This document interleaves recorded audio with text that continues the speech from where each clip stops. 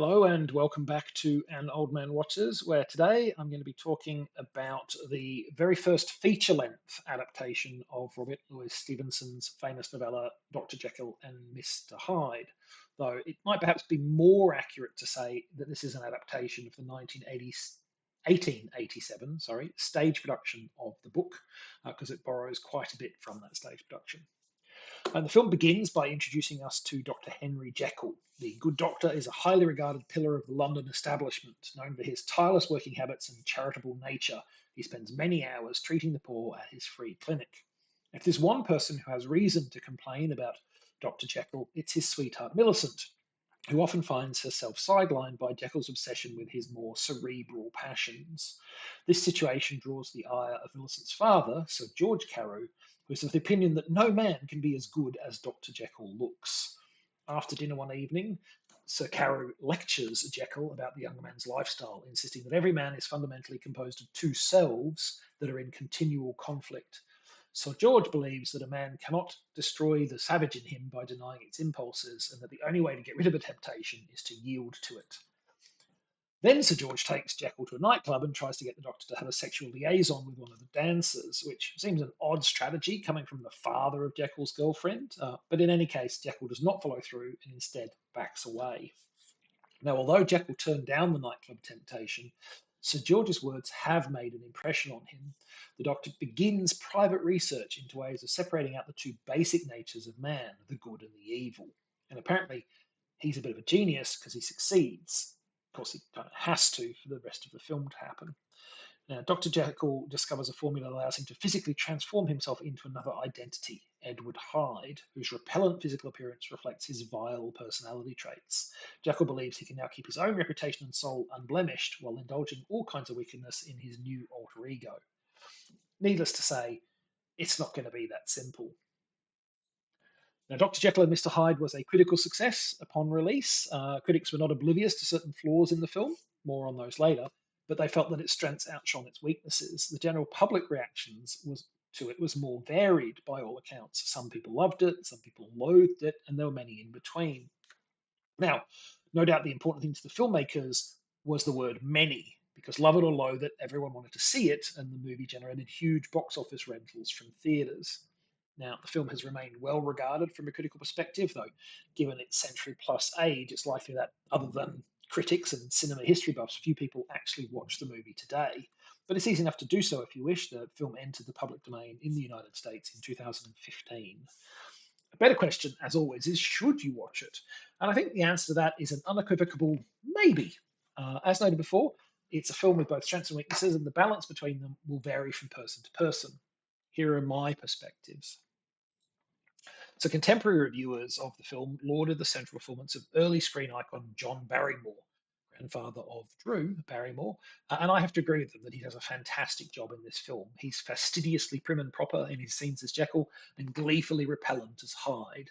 In either persona, he's compelling to watch. The role also allows Barrymore to fully exercise his considerable physical gift for contortion, while the final form of Hyde includes a heavy component of makeup. No makeup is used in the early stages of Jekyll's transformation. Instead, Barrymore simply contorts his face and body in wild convulsions, a performance so successful that it offended the still somewhat Victorian mores of some viewers. Don't forget, the First World War was only 2 years in the past when this came out, and there was some public hankering about whether audience exposure to Barrymore's Hyde threatened the mental and even physical health of the public, especially children and expectant mothers. Now, I don't think a modern audience will find the film anywhere near so shocking, but I do have to acknowledge the performance and the makeup is top rate, particularly for the time in which this was made. It's over 100 years old, remember. And the film doesn't lack for other evocative moments too. I was particularly taken by a sequence where a nightmarish spider beast crawls over a sleeping Jekyll. Unfortunately, despite the tour de force central performance, this is still a film with some pretty big flaws. The first that I need to call out is the clumsiness of the narrative structure. As you might expect of a silent film, a lot of the plot's forward movement is accomplished via use of text cards delivering exposition and narrative. And that's fine in and of itself. You didn't have much option in a silent film, after all. But in this case, I feel that the cards are poorly spaced and paced. They sometimes come in a hurried flurry that really gallops things forward, and it makes for a somewhat disjointed feel to me. Now, let's acknowledge this is a very early motion picture. It came out less than 15 years after the release of the first narrative feature film in history, the story of the Kelly Gang, made right here in Australia. And it's 104 years old as of now. So, like, to give some context, the release of this film is 50 years closer to the American Civil War than it is to today. So it's perhaps not surprising that the narrative structure of feature films hasn't yet been all that well refined. On the other hand, I feel there's little excuse for the inadequacies of the soundtrack, at least in the version I saw. This burbles jauntily along, regardless of the tone of the actual scene that it accompanies. Dinner party, jaunty burble.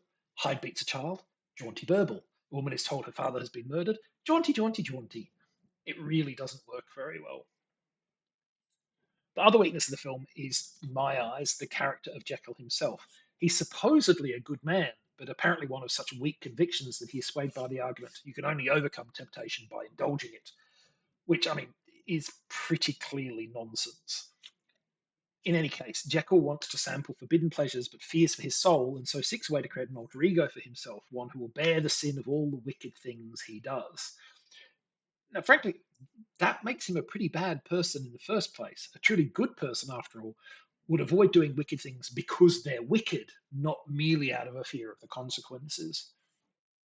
Now, in the original novella, by the by, Jekyll is a bad man with sordid vices, and he creates Hyde as a way to indulge those vices without being found out and losing his standing in society.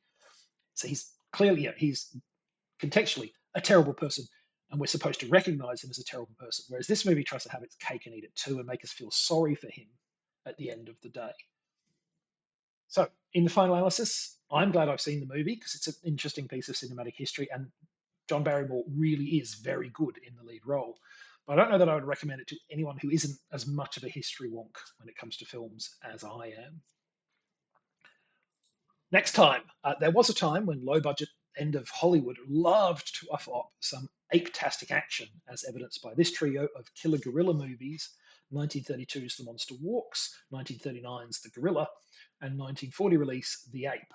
But that is next time. Until then, thanks for watching. I hope you've enjoyed it. And if you've seen the 1920 version of Dr. Jekyll and Mr. Hyde, let me know what you thought of it.